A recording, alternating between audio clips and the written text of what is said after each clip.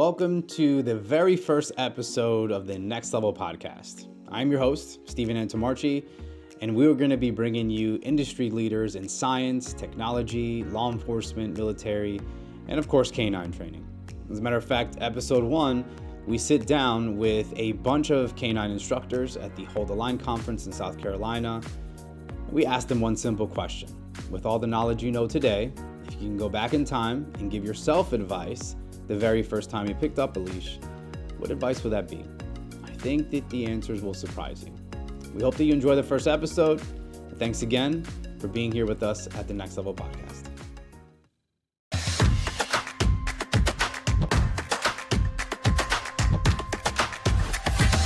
You have been doing this for quite a bit of time. In that time, I'm sure you've made mistakes, you've learned things. So the 2024 version of Carlos Ramirez, if you had an opportunity to take a time machine and go back from the first day you picked up a leash and worked the dog, what's the advice? Look at that camera right here and give yourself advice. Tell him what he should know. Be patient. It's going to happen. Yeah, I love it. Be patient. It's going to happen. You just keep your head down. Keep doing what you're doing. It's going to happen. It's great. And I love the dynamic duel that you have with Nesbitt. I think you guys complement each other very well. Yeah. And in our industry, we need guys to advocate for the things that are just reality and get away from some of the just stuff. Well, that's just the way it's always been. All those things really need to stop in an industry that we are looked at professionals. It's a lot of times it is life and death. We got to get this stuff right. So yeah, you got to make it home, man. Amen. Thank you, brother, for your time. Appreciate it. What kind of advice would you give? First day, Eric Stanbro handler gets his first dog. What advice would you give that Eric? I would be, I was just a handler, so I didn't really have much choice. I would have definitely changed the dog that they gave me, knowing what my next 3 years were going to be. And then I would have just been learning different techniques, different styles, different e-collar work, different prong collar work. But you don't know. You just go with what the guy tells you, even though when it's not working, they just keep doubling down and tripling down on it. I just wish I would have, there really wasn't, that was 2005. The internet wasn't what it is. Yeah. There's really no social media. So the information wasn't what it is now. Yeah. So now people coming into this, if you aren't doing the latest stuff, like the right stuff, and you're doing stuff from 1970, shame on you. 2024 version of you. You've obviously been through a lot, learned a lot, probably made some mistakes along the way. Yeah. What advice would you give yourself the first time you had a dog and picked up the leash? What advice would you give yourself? I think on the canine side specifically, the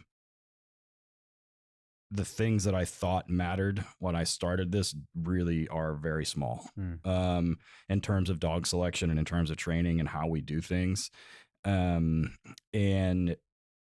that I also thought that canine or like MWD training or like military and police canine training was like the pinnacle of training. Yeah. And it's not. In all dogs are dogs. And I remind my handlers a lot of time at the end of the day, no matter how well trained this dog is, he still licks his own ass and eats cat shit. And he's still a dog and they still do dog things. They're not superheroes. They can't do superhero feats. And I think my expectations would have been a little different, for sure. And I think now, if I could go back in time, telling my younger self then the things that are important about how to handle some of these dogs and how to train them is what I would change, what I would give the information to my younger self for sure. That's good. And what about, let's say, someone who's starting in 2024, who has access to a lot more than we did when we started? There's still a lot of artifacts in this industry left over from the 60s, 70s, 80s, and 90s, and not in a good way. Yeah.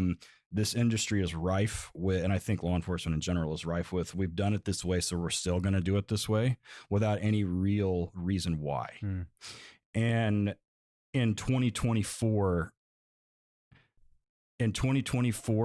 if you're training police dogs and you do a terrible job, you have no fucking excuse.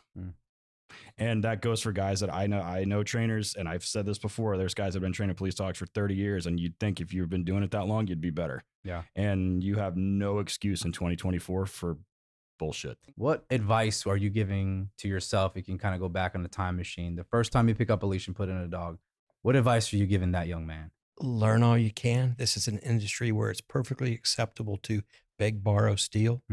Nobody has laid claim to anything. And learn what you can, find what resonates with you, throw it against the wall. If it sticks, keep it. There's just so much that you can learn, and you never stop learning. I think, I said this in my presentation today. My default is probably heavy compulsion, because that's what I learned. Yeah. And the answer to a lot of these problems is not to pick up a bigger hammer. There are other ways to do it. And if anybody says they've got it all figured out, you need to run. Thank you, buddy. What advice would you give yourself the first time you picked up a leash and worked a dog? Yeah. So if I could go back, like those first 2 dogs that I worked, quite frankly, I think we beat them up a whole lot. I would say, like, you shouldn't have a domestic violence relationship with your dog. I like that.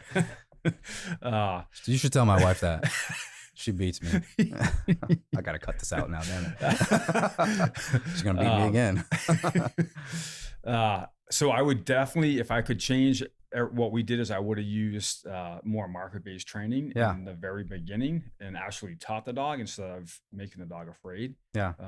So that's one thing we try to teach the newer guys coming up. So if I had to go back, that's what I would change. First thing. Yeah. Awesome. I think it's important that we all have an opportunity to tell people we don't have it all figured out. We've made mistakes. And to be quite frank, I mean, being honest with our mistakes and letting people know about them is how I think our industry gets better, at least part of it. So. Oh, for sure. Like, one of the biggest things that I tell these guys too is, like, if we've been doing this, I've been doing almost 20 years now. There isn't a dog out there that once in a while comes around and humbles you. Just when you think you have it correct, you get that one dog. And I've called many other trainers and hit them up and said, hey, what do you think of this? What do you think of that? And that's something else I think the industry is doing pretty good work in, is that the networking side of it, that we can call each other and say, hey, I'm really not sure on this. Do you have any advice? And I haven't had anyone tell me that they wouldn't help. So I think for the younger trainers too, to make sure that they're actually doing that and taking advantage of that as well. I think the guys nowadays have access to so many trainers, and stuff like this is really cool, because I don't know about you, but after we're done with the class, we're available still, right? Like, people come up, ask questions, and that wasn't the case 10 years ago. No. With the advent of social media, Instagram, and all that sort of stuff, I think it's helped immensely. It has for me anyway. Yeah, heck yeah, man. So awesome. Hey, brother, thank you for your time. I'll be in your class here in a minute. All right, appreciate it. 2024 version of Matt. If you can go back in time to the very first day that you picked up a leash and worked a dog, what advice would you give that Matt? I would give him a couple pieces, but it's all the same thing. It's we have a saying in our group, it's trust the dog. In fact, some of my guys have that tattooed on their wrist, so when they're working a dog, they can look down and see it to remind them. Wow. That's dedication, man. It is. It's trust the dog and concentrate on being good at your fundamentals first. A lot of times I think I see it in younger handlers, they immediately want to do what the veteran handler who's had his dog maybe 5 years can do. Yeah. Instead of trying to do the right thing for your fundamentals. And most fundamentals are what are going to get you through in the end. Amen. And they get too hyped up on some of the things they'll see on TikTok or whatever else. And, well, I want my dog to do this. And it's like, well, will you ever do that on the street? Right. Well, probably not. Okay. I mean, if you want to do it, it's your business, but I would not get hyped up to that. The other thing I would tell myself is never get hyped up. Unfortunately, you get in canine, it seems like you get caught up a lot in where I went to school is better than where you went to school mentality. And, the older you get, and I'm sure I fell into it when I was back then, but the older, that's really ridiculous, and it doesn't have any place. It's like canine associations. My association's better than yours. No, we're all cops. We're all supposed to be here for the right things. Don't get caught up in that drama would be a big one. Of course. Open your eyes. Yeah. that kind of stuff. So, Bill, if someone is out there who has a dog at home, they have the time, they have maybe the money, the energy, the schedule to get everything together, look at that camera and tell them why they should either do nose work in general or contact you to do nose work. I'd say honestly, the reason to do scent work is because no matter what you think about your dog, primarily it is an animal, and to give it an opportunity to get into its instincts and do something as simple as finding a toy or finding a treat, you'll get a better dog in the long run. Get out of the way, let the dog do its thing, and the dog will show you what it's about and what it's for. And you just contact me at Integrity Nose Works on Facebook or on Instagram. I'll answer anybody's questions. I don't charge for answering questions. Nice. And I just think that's the way to get it started. I'm like Progressive. If I can't give you the answer, I will find somebody that will, because I'm not the smartest person in any room I'm in. Dude, thank you so much for doing this. Absolutely. This is really cool. I appreciate your time. And thanks for the opportunity. Good to meet you in person. Yeah. I'm sure that we'll see each other again in the future, whether it's nose work stuff or conferences or things we're putting on. I'm looking forward to seeing you, man. Okay. So if the 2024 Bob Eden could speak to the very first day he ever got a dog and he put a leash on a dog, what advice would you give him? Oh, that's a tough one because there's a lot. Yeah. When you think about it, there's a lot. For me, I think it would be to always maintain the foundation in your training. Love that. You can get into all the tactics and all the high-end stuff and all that kind of routine, but everything falls apart if you don't always have a strong foundation with everything that you do. And so for me, it would be maintaining that foundation and also being open-minded to new ideas, to be able to filter through some of the things that might not work for you, but there's still value to what other people have to offer. That's an important thing, to always keep an open mind towards what you're doing. The other thing is, and I don't think I needed to say it back in those days. I think my ethics were the same all the way through, but to always maintain a strong ethic in what you do as far as deployments is concerned. There's opportunity to deploy a dog and where you might have an opportunity to arrest a suspect and it might result in a bite. But to me, the biggest thing now, because that was kind of the way it was back then, it's how many bites did you get last month? Now that's back in the 70s and 80s, right? Which shows you how old I am. But to me, I think the right question to ask, rather than how many bites are you getting, it's how many apprehensions are you getting? To me, that's what's important is your ability to detect and locate suspects and bring them into custody, regardless of whether there's a bite or not. What advice would you give yourself day one, if you can go back in time and give yourself the first time you held a leash with the dog? What advice would you give yourself? The dog is always right. Anytime we ask a dog to do something and it doesn't do what we've asked, or it does something unexpected, we have to accept responsibility that we just asked the dog to deliver something we didn't prepare it to deliver. That actually we should look at this not as something that needs to be remediated, but as an opportunity to go have more fun with our dogs. Training, you've got to embody, you've got to take training as being a part of yourself, that this is what you are. Right. That because when you're with your dog, one of you is training the other. And if you aren't the trainer, by default, you're the trainee, and they have it way easier than we do. We have to think about all sorts of things. We got to think about, did I lock the front door? Is there, did I turn off the iron? Will there be peace in the Middle East? Who's going to be the next president? Oh my gosh. Yeah. Is the spouse going to be frisky when I get home tonight? All of these moments intrude on our presence with the dog. And that's all they want from us. They want us to be completely connected with them. Yeah. And we blow it. And when the dog doesn't do what we want, we get mad. Yeah. And if you're going to deliver an aversive, you better not do when you're mad, because then that will become the predictor of when the dog really needs to do things. And that sets us up for trouble. I try to avoid aversives as much as I possibly can for that reason. But the dog's always right. It really does boil down to that. And rather than being upset at the dog, thinking they're stubborn, thinking they're stupid, whatever, just put the responsibility back on your shoulders. I had this conversation earlier today with my daughter, who's sitting on the other side of this room. Hi, daughter. And we were talking about the difference between feeling guilty and taking responsibility. And don't feel guilty about it. Just take responsibility. Yeah. It's not the dog's responsibility to train you to do this job. Yeah. It's our responsibility to train the dog so that we can do this job together. What advice would you give the brand new handler, 2024, with all the information? Sometimes that's good, sometimes that's bad, that's out there, accessible. What's the advice that you're going to give to the handler? We'll have you look at that camera, look right to him and tell him what your piece of advice would be as a new handler in 2024, because things have changed. So keeping that in mind, give him the advice, him or her the advice. Well, first of all, I don't like to think about the way things are in 2024. Okay. This is a time that's doesn't agree with my generation.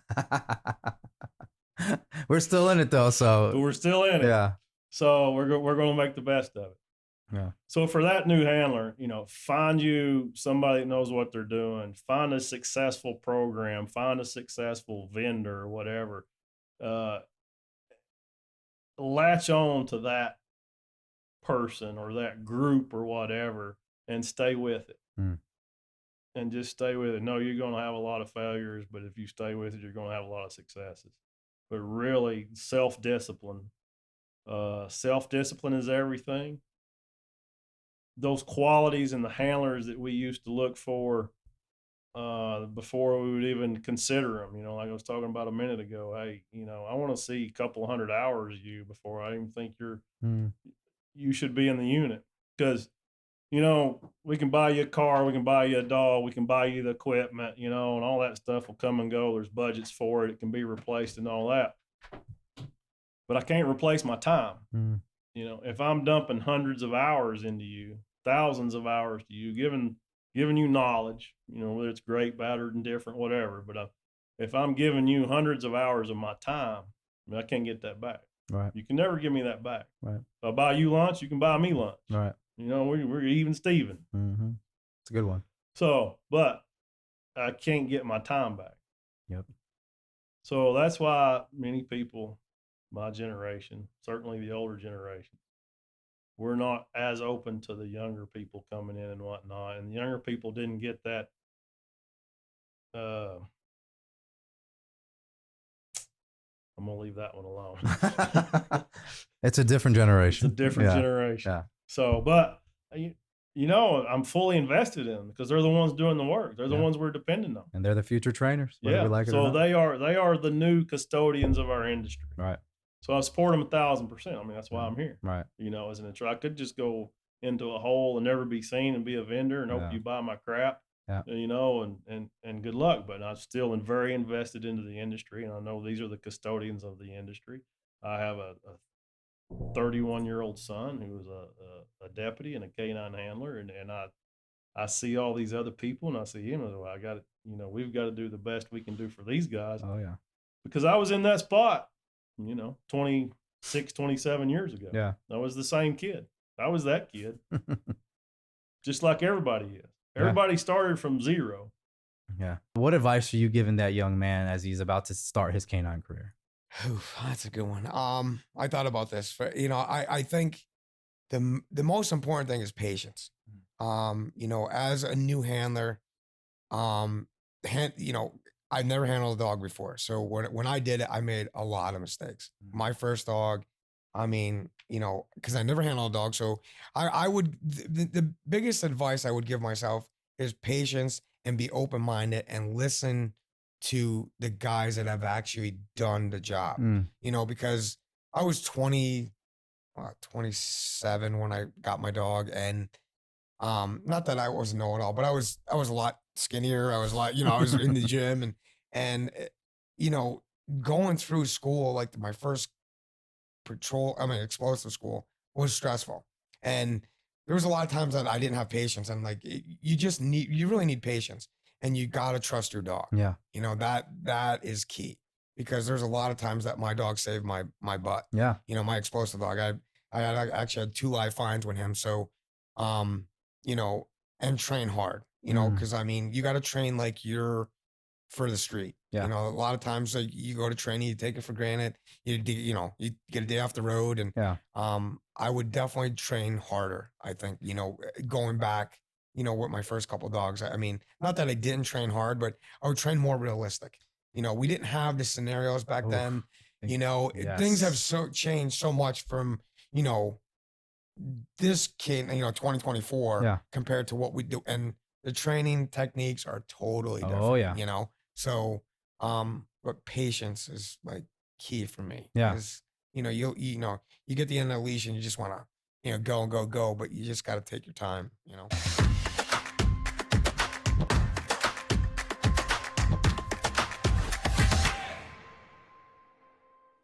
We certainly hope that you got something out of that first episode. If you like more content, consider following us on YouTube, Instagram, and Facebook at The Next Level Podcast. Take care of yourself and take care of each other.